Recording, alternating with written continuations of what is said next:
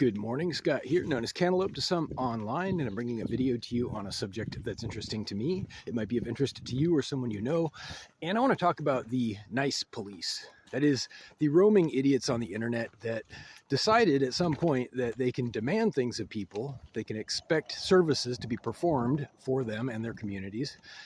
And there's a misconception here I want to clarify. No, people are not required to perform services for you in any capacity. You're not required to interact with them. They're not required to interact with you.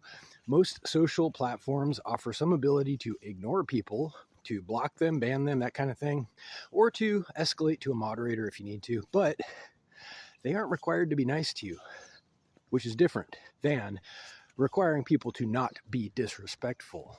Okay, there is a difference. One of these is active, one of them is inactive, and you can block things. You can ban things like hate speech. You can ban things like hostile activity or attitudes or language, which is different than requiring people to come in and greet you, for example, or be nice, which would be active. Okay, so it's a difference between active versus inactive. And this is confusing to everybody for some reason. I've brought this up previously.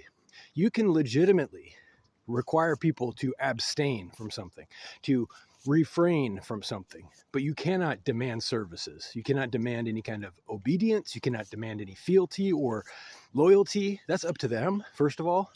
And you cannot demand that they use your particular dialect. You cannot demand that they use your pronouns, your language, your turn-ons. You see where this goes, right? You cannot demand that they walk in and make you feel good. They don't owe you anything. They do not owe you something until they owe you something. If they owe you something, that's different. Maybe they're your dependent. That's different. Most people are not your dependents. They don't owe you anything. They're not born with a debt. They don't need to sign up to a terms of service, which we're going to talk about. I have actually previously talked about that. I'm going to bring that back up again. Terms of service of using any platform. If it's public access, if that platform or software or whatever enjoys the visibility of being public access, it cannot justifiably demand group consent towards other things, if that makes sense. It cannot say this vital service that everybody needs to use reasonably requires you to be nice. We're going to actually demand that you act in a certain way. You're going to come in and greet us. You're going to stick to our topics. You're going to abide by everything we tell you to do, or else we will withdraw or deny the service to you. That's what terms of service boils down to. And unfortunately, it has become normalized, right? So normal doesn't mean proper. There's another connected subject. Normal, just because it's popular, doesn't make it proper. And here's your problem with democracy. I don't want to just be sprawling everywhere, but democracy confuses propriety and popularity, doesn't it? Just because something's popular doesn't mean it's right, doesn't mean it's healthy, doesn't mean it's good.